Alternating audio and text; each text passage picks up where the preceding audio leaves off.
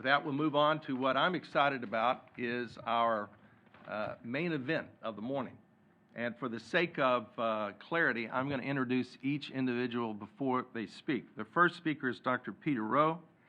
Dr. Rowe is a professor of pediatrics at the Johns Hopkins Children's Center in Baltimore, Maryland. He is a Canadian from McMaster University, where he went to medical school. He did his residency in general academic pediatrics. He was a research fellow and chief resident in pediatrics at the Johns Hopkins Hospital. He then became a staff member of Children's Hospital of Eastern Ontario and Ottawa, and assistant professor of epidemiology and community medicine. Fortunately, Hopkins was successful in recruiting him back in 1991. He has published over 60 peer-reviewed papers, 10 book chapters, and edited the 11th edition of the Harriet Lane Handbook. I'm an internist, but my daughter's a pediatrician, and the Harriet Lane Handbook is the Bible for pediatricians. They don't walk very far without it, particularly when they're training. His early research interests were in the general area of clinical epidemiology and pediatrics, but for the last 20 years, his work has focused more exclusively on conditions characterized by chronic fatigue. He has directed the Chronic Fatigue Clinic at the Hopkins Children's Center since 1996, where he is the inaugural recipient of the Sunshine Natural Wellbeing Foundation Chair in Chronic Fatigue and Related Disorders. And he's going to speak to us this morning about pediatric CSF, gains, and gaps. Dr. Rowe, welcome. Thank you very much. Appreciate the invitation from you and from the committee to speak today about my favorite topic.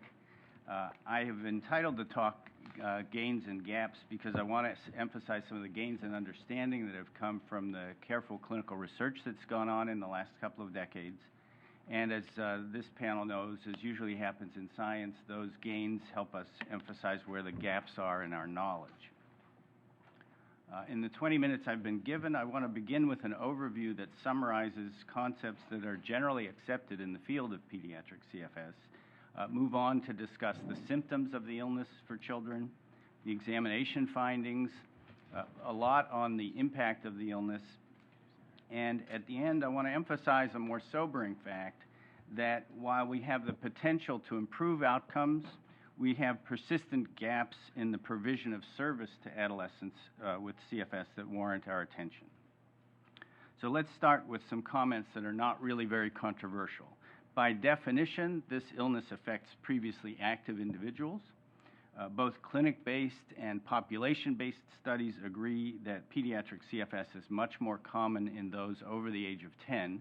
It can occur under the age of 10, but we want physicians to look very carefully for other causes in the younger children. As in adults, females are more affected than males, and the female-to-male ratio in pediatric studies ranges from 2-to-1 to 5-to-1 for reasons that are still not entirely clear. The estimates of prevalence suggest that CFS in pediatrics affects somewhere between 100 and 300 of every 100,000 adolescents. There are methodologic reasons that we won't have time to go into to think that those prevalence estimates are incomplete and perhaps underestimates. The emerging consensus is that there are many ways of developing CFS and many factors that can contribute to the perpetuation of symptoms. And for those of us who are clinicians, this heterogeneity means that we have to use individualized treatments. I just want to emphasize that Dr. Marshall and I were not privy to one another's comments, but I'm glad for the comments he made about that concept. We can't use formulaic algorithms in treating them. And for those of us who are researchers, the heterogeneity of the illness creates a lot of background noise, which means that we need very large sample sizes in our treatment studies and careful subgrouping in our descriptive studies. We've known for some time that CFS can appear in approximately 10% of adolescents following EBV infection, but EBV isn't the only infectious agent that precipitates symptoms, and there's much that we don't understand about other infectious triggers. In addition, there's a gradual onset of symptoms that can occur in some studies at rates of up to 68%. A number of physiologic conditions can converge to create CFS symptoms, and several groups are beginning to quantify the comorbid conditions in pediatrics better, notably Esther Crawley and her colleagues in Great Britain. So with that as an overview, let's look at the symptoms of pediatric CFS. This is a study drawn from work of in a national survey of Dutch general practitioners showing the prevalence of the Fukuda CFS symptom criteria, showing that not only did all the individuals in this study have fatigue for 6 months or more, but the relative frequency of the other symptoms is shown here. Unrefreshing sleep was present in 84%, post-exertional worsening of malaise for more than 24 hours in 80%, memory and concentration problems, which are often the most frustrating for patients, in 79%, headaches in 78%, muscle pain 59%, joint pain 48%.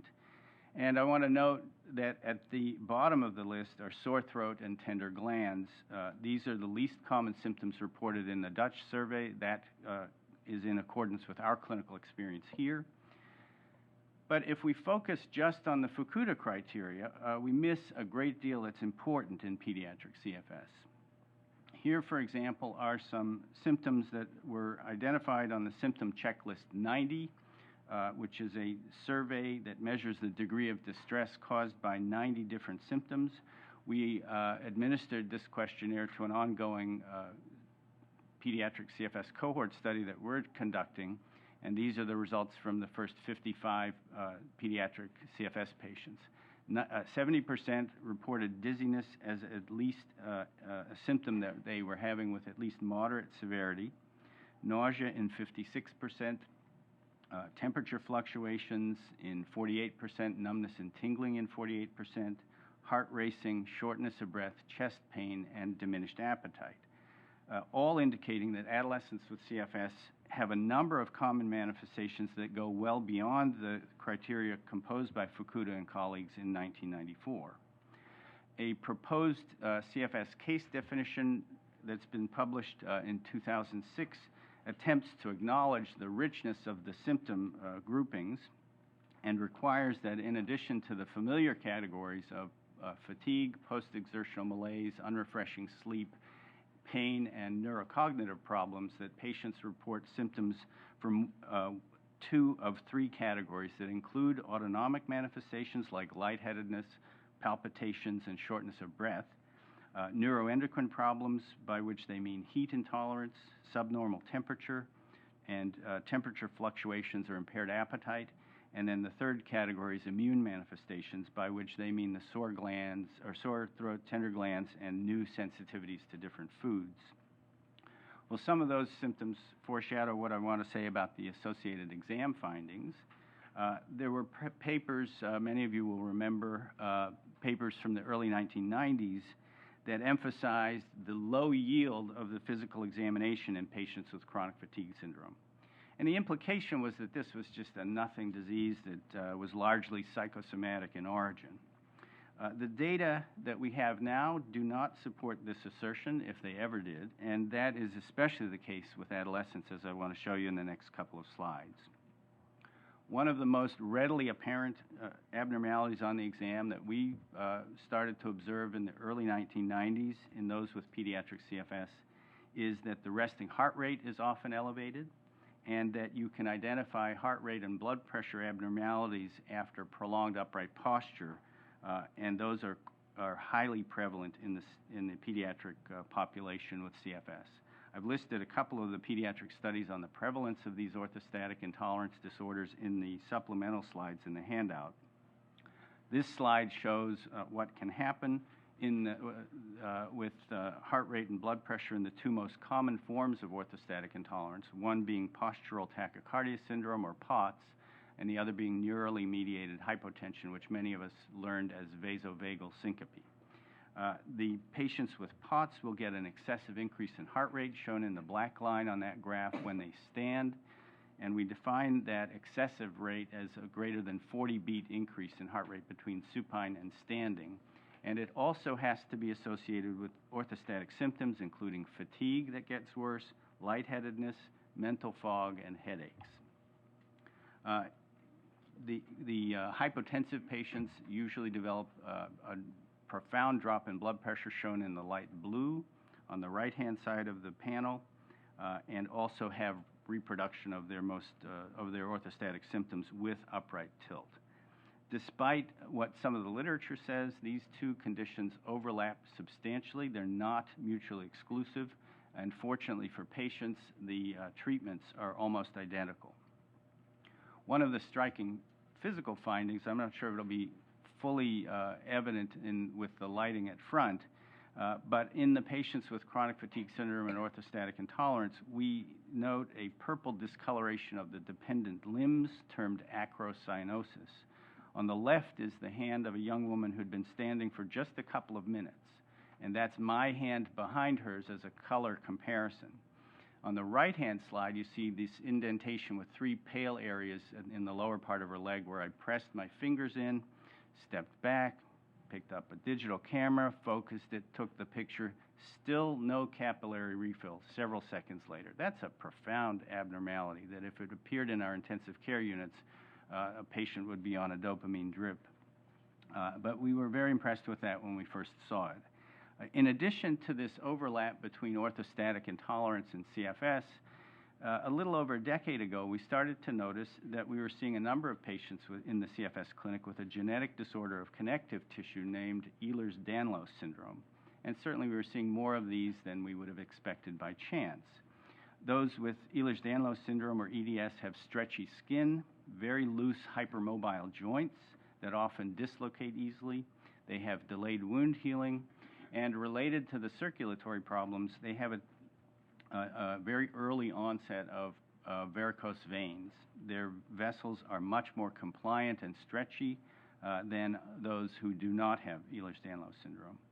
They've always been reported to have chronic fatigue and widespread pain, reported in the genetics monographs as being of uncertain cause. I want to show on the next slide some examples of how we measure joint hypermobility. This is a slide showing some of the items that comprise the 9-point Beighton score of joint hypermobility. And you can try this on your own as you're sitting there. You get 1 point for the ability to bring each 5th finger past 90 degrees, 1 on each side. You get a point for the ability to bring each thumb to the forearm, a point for more than 10 degrees of hyperextensibility of each elbow and each knee, and the 9th point is the ability to bend forward, placing your palms flat on the floor. So if CFS patients were anything like healthy individuals, we would expect them, after several months of inactivity, to be less flexible than the general population rather than more.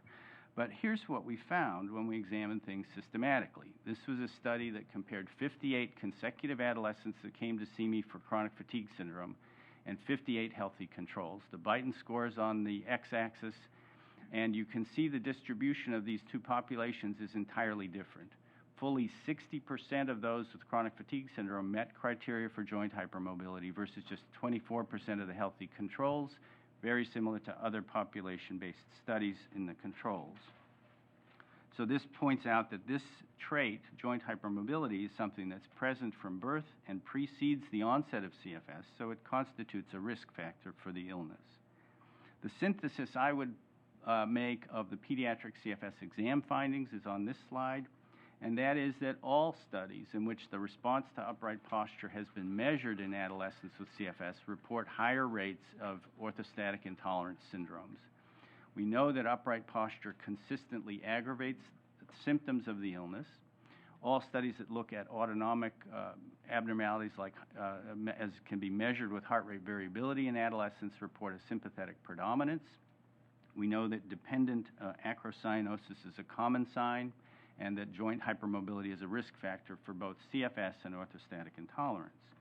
So in contrast to the papers from the early 1990s, it turns out that there are a number of objective abnormalities on the examination of adolescents with CFS. And if Yogi Berra doesn't mind, I want to quote him as saying, "You can observe a lot just by looking." Let me shift focus now to the impact of CFS. As mentioned earlier, this is a heterogeneous condition, and so how it affects an individual will differ depending on the developmental circumstances of the child, the duration and especially the severity of the illness, the number of physiologic disturbances that converge to create or contribute to CFS symptoms, all of which are modified by the quality of support that the child gets from family, friends, and especially the medical profession. In adult CFS literature, several studies by Tony Komaroff and others in the 1990s showed that adults with this illness would have lower scores on quality of life measures than patients with multiple sclerosis and congestive heart failure. Really quite impressive findings. In children, the comparisons of the health-related quality of life have been aided by the development of age-appropriate valid instruments, one of which is called the PEDS-QL survey. The next slide shows you the work from the Cincinnati Children's Hospital, where the group there compared a large number of patients using the PEDS-QL scale. On the far right are the healthy children who have a score in the 80s. They looked at the PEDS-QL score in sickle cell disease, diabetes mellitus, eosinophilic gastrointestinal disease, and cystic fibrosis.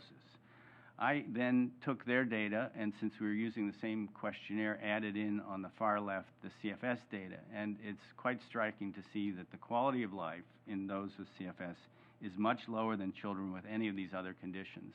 The Cincinnati study included children who'd had renal transplants and seizures as well, and the CFS patients fared worse. When you look at the subscales of this PEDS-QL, you see that the physical function is very low, as is the scholastic function, compared to our group of healthy controls. They have a bit higher scores in emotional, social, and psychosocial function, and the implication is that the biggest contributor to their scholastic problems is their physical function. This point has been made by Dr. Crawley in England. Here's a summary of a study that she did in 211 of her pediatric CFS patients at the specialist clinic for CFS in the United Kingdom. There were 69% female, and the striking feature of this slide is that close to 57% attended school 20% or less of the time. She was able to show that the obvious implication was that those with better physical function were more likely to attend school, and that those with worse physical function were the ones who were missing it more. There was absolutely no association between the attendance rates and things like anxiety or school refusal, gender, age, or a family history of ME/CFS. The dominant influence, again, was the severity of the illness.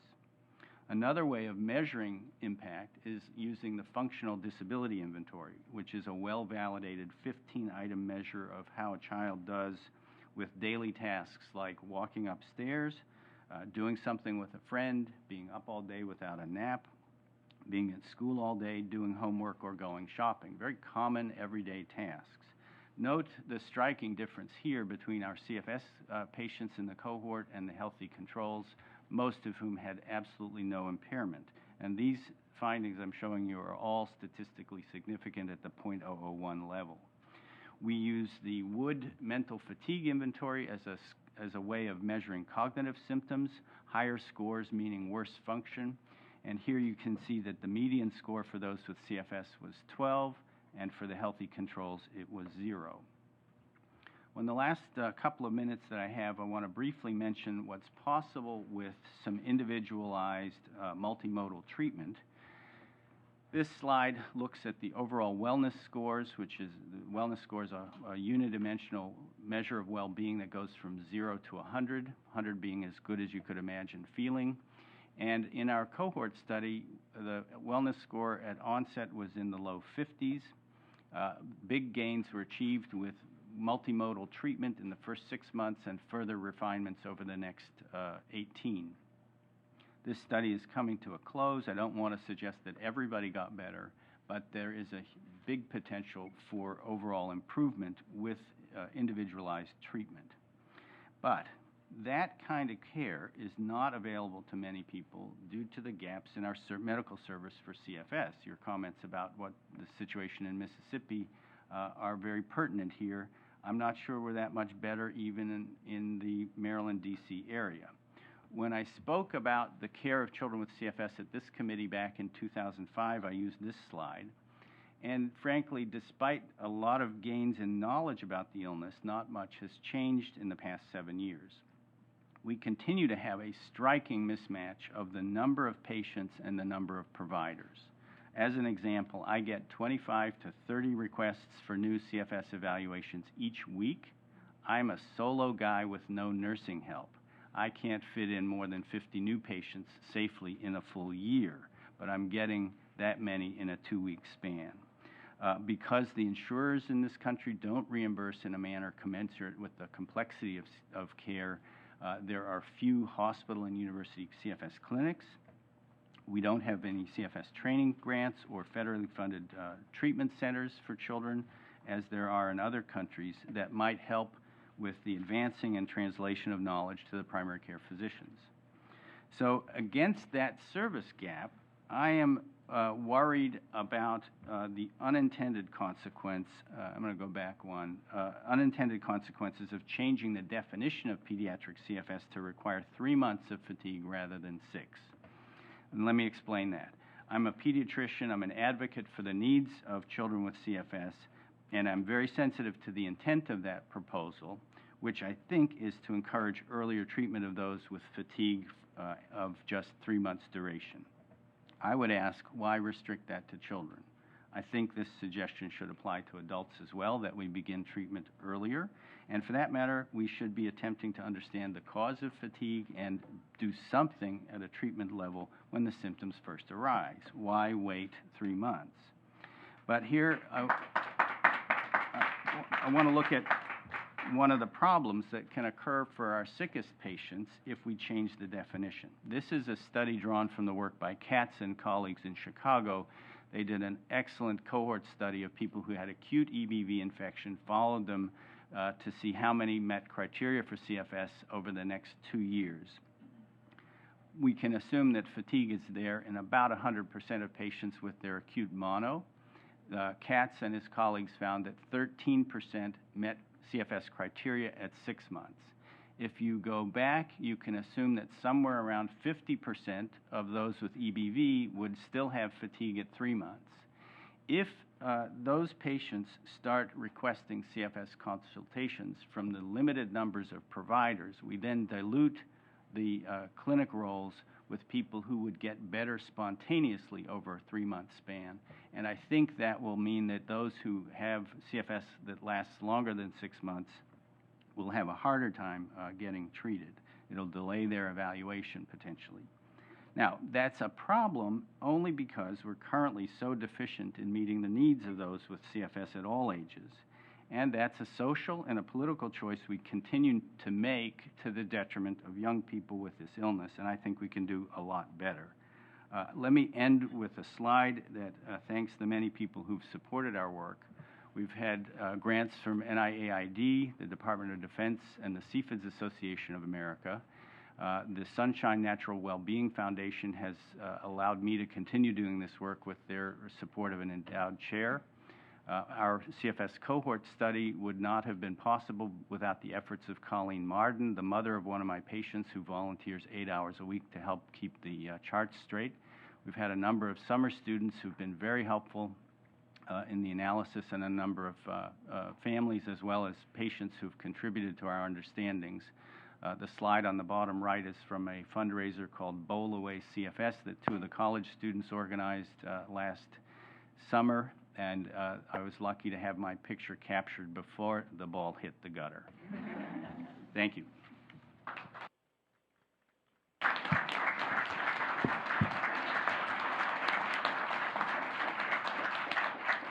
Well, one of the marks of, as you're judged as a committee chair, is how you do with time, and we're extraordinarily ahead of time. So we originally were going to have both presentations and then have the committee ask questions. If anyone has a few questions for Dr. Rowe, we certainly have the time to do that right now. Dr. Levine? Hi, Peter. Thanks for a wonderful presentation. I've often been curious to know why pediatric CFS presents more commonly, as you kind of intimate, with the autonomic symptoms versus adult CFS? And secondly, I wanted to know if you had actually tried some interventions on some of the patients who presented at 3 months as opposed to 6 months and saw that they improved. I'll tackle the second part of that first. We don't have that many who've been under the age of 10, and some of them had fatigue as part of poorly recognized things like eosinophilic gastrointestinal disorders and Over age 10, but who've only had the fatigue for 3 months. Like you were saying that if we caught it earlier, perhaps we'd have better luck.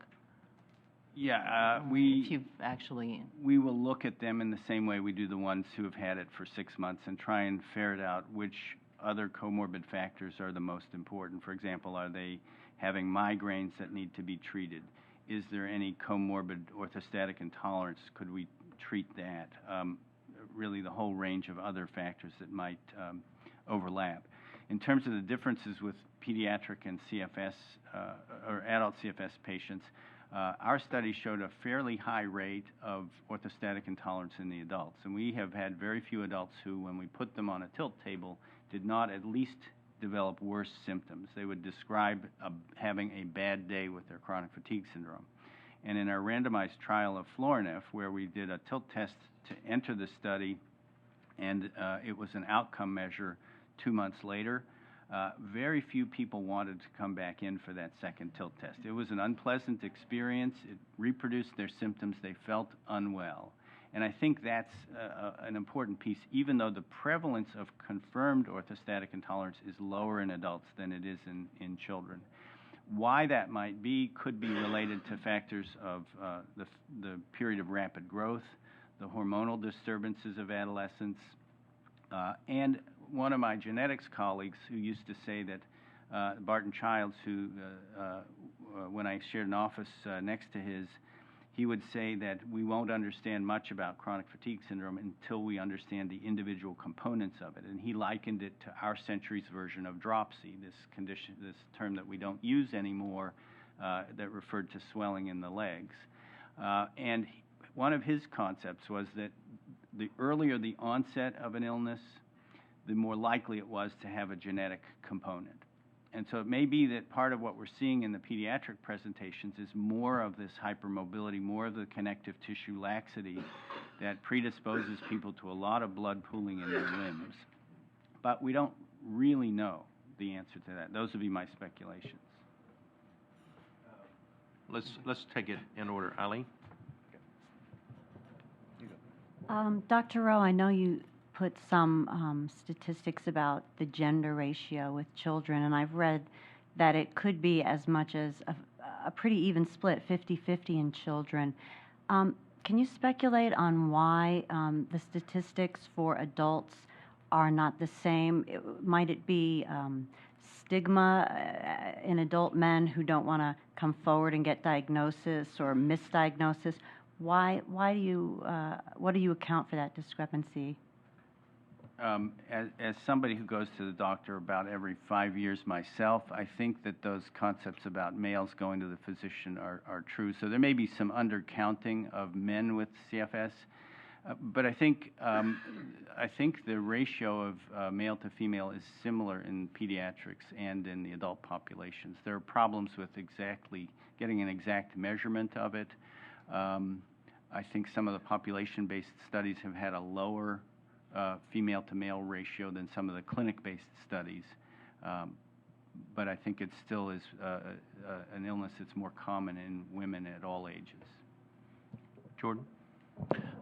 Thank you for a fascinating presentation. I just had a question relating to the connection that you mentioned between Ehlers-Danlos and chronic fatigue syndrome. And you mentioned that we didn't actually know much about this in the past, but I was just wondering if there are any more recent, perhaps genetic insights that have been gained from studying this overlap.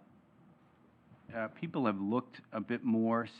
Our paper was the first to draw attention to the fact that a lot of people with Ehlers-Danlos syndrome met the CFS criteria and vice versa. And a group Giris Jacob's group in Israel showed that they also, if you looked at people with joint hypermobility, they had a lot of dysautonomia. They had excessive heart rate responses to low doses of beta agonist drugs and so on. There have not, the most common form of Ehlers-Danlos syndrome is the hypermobile type, and there's no gene associated with that. There's a very rare vascular form of EDS that I believe the gene has been identified for.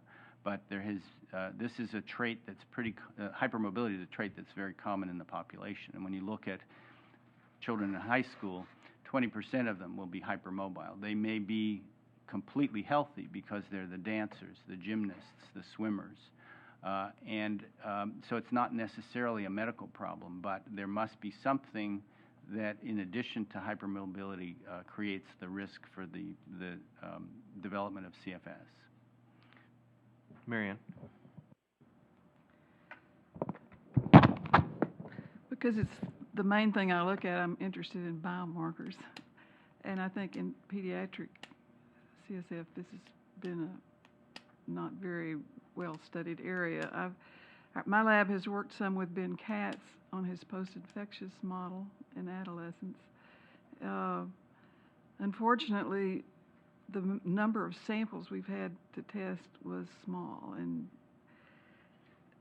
what I think would be an extremely important thing in pediatric CSF would be to have efforts made, like are being done right now for adult CSF, to establish large biobanks of material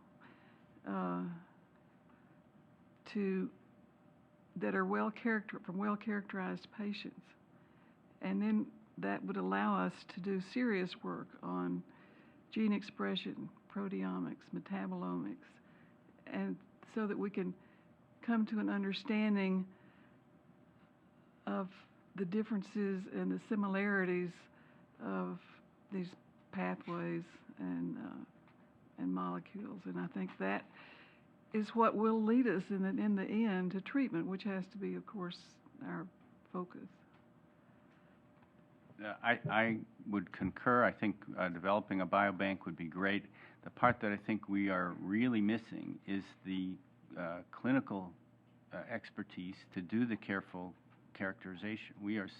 I believe mine is the only academic CFS clinic in the country. Some have accused me of swimming upstream. But it's tough to get the administrators to fund clinics like this. The need is there. The money has not been, and the will has not been. And I think unless we've got experienced people helping get these kids examined and characterized, we would get a mess of data in biomarker studies because we might have the wrong diagnoses. So I think we've got to have those two enterprises have to be hand in hand.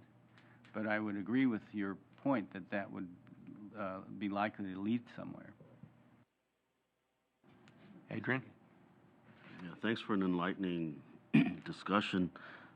I'm interested to find out if there's any evidence of childhood depression as a marker, sort of either as a precursor or part of the natural history of this disease that would help identify either different categories or potentially an early stage. One of the problems with the case definition, I think, has came up in one of the CDC studies, is if you define fatigue very broadly, that's a key symptom of depression. And I think one of the least useful pieces of work that's been done was the one that suggested that children with CFS, or that childhood sexual abuse was a risk factor for chronic fatigue syndrome. It may be a risk factor for depression. That makes a tremendous amount of sense. But we just don't see high rates of child physical or sexual abuse in the pediatric CFS population. They don't see it in Oslo, Norway, where they've been doing studies looking at this.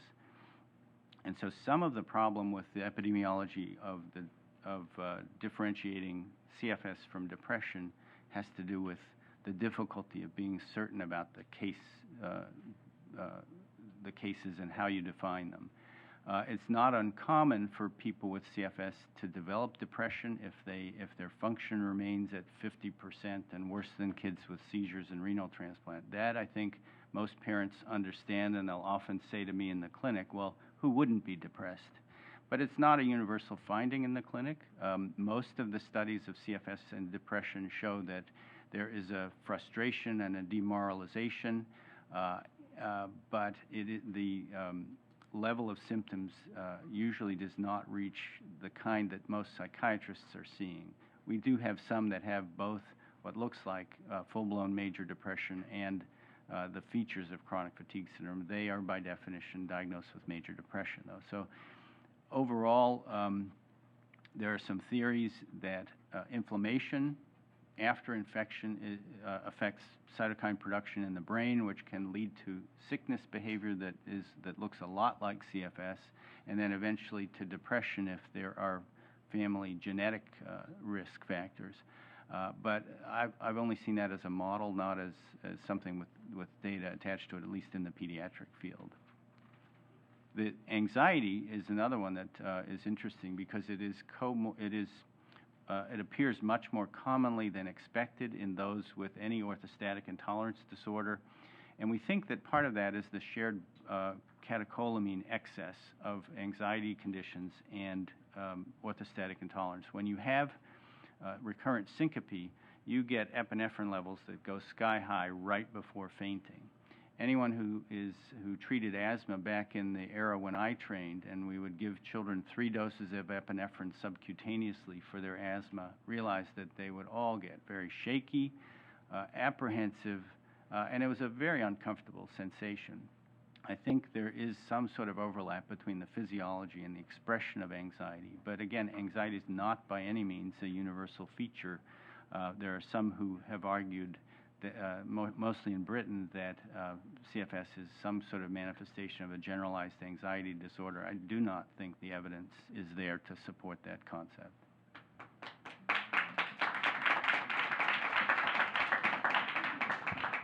Thank you for a very good presentation. I was just curious about the level of engagement at the American Academy of Pediatrics. They are very influential among their members, and they get involved in a lot of other diseases. From your perspective, what's their level of engagement in CFS? I'm not too familiar with whether they even have any initiatives on this. Just not aware of that. We have time for one more question, and we're going to move on. Ann? Peter, that was a great presentation. So I have a couple of questions. One is the orthostatic intolerance or the excessive heart rate definition for kids different from adults? I've kind of read a little bit literature on that. Second is, can you comment on some of the multimodal treatments that you've seen to be beneficial in your clinic? And my comment is, I believe we have a pediatric CFS clinic that's run by Phil Fisher. He does a lot of work with pediatric CFS, and I think we now have a new 3-week rehabilitation program that takes both kids with pain and fatigue. So that's very exciting. We now have 2. I think the train is moving out of the station. 2 national clinics. Excellent. The question about the POTS in children and adults, most of the prior research was done using the adult heart rate change definition. That was a 30-beat increase in heart rate. Many of us applied that to kids until some work came out last year from the Mayo Clinic showing that about 40 to 50% of healthy adolescents would have up to a 40-beat change in heart rate. So there was probably, during the last decade, a bit of overdiagnosis of the postural tachycardia syndrome. We now require a 40-beat difference. In terms of the multimodal treatments, we focus a lot, but by no means exclusively, on treating the orthostatic intolerance. That treatment has a fair bit of overlap with what's considered cognitive behavioral therapy in other settings. For example, we want children not to be sleeping for more than 12 hours. They have to get up. They have to get hydrated, or else their orthostatic intolerance will get worse. Inactivity, we tell them, is the enemy. You've got to, within the limits of what you tolerate, get moving. And the challenge is to take somebody who's very debilitated and intolerant of exercise and get them to the point where they can take advantage, as we've seen from other studies, of the graded exercise that makes sense for all of us as human beings. And so we use the orthostatic intolerance treatments as well as a bridge to that. We find manual forms of physical therapy that have been developed over the last 20 years in the physical therapy field to be very helpful, especially for the most impaired patients. And that's the subject of some of our current research that the CFIDS Association is funding, is to look into these areas of restricted range of motion and see how we can improve those. We look at allergies, we look at migraines, we look for as many other comorbid factors as we can and try to treat what seems to be the most important one at each juncture. And all the while encouraging gradual increases in activity. Dr. Rowe, thank you very, very much for your presentation. Thank you.